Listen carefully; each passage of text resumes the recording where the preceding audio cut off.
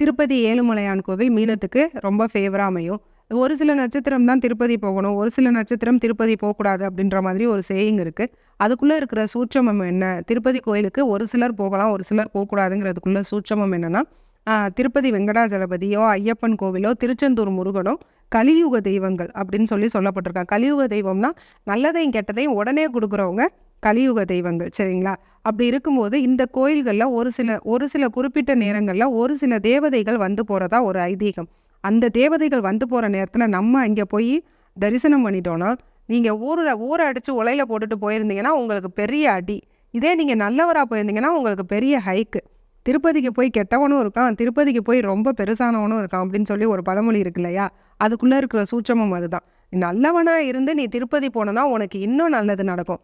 கெட்டவனா இருந்து ஊரடிச்சு உலையில போட்டுட்டு நீ போய் சுவாமி கிட்ட நின்னனா, அந்த நேரத்துல அந்த தேவதைகள் வந்து போற நேரமா இருந்தா, அவரு நமக்கு ஒரு சாட்டை அடி குடுத்துருவாரு. கீழ ரொம்ப தள்ளிருவார்.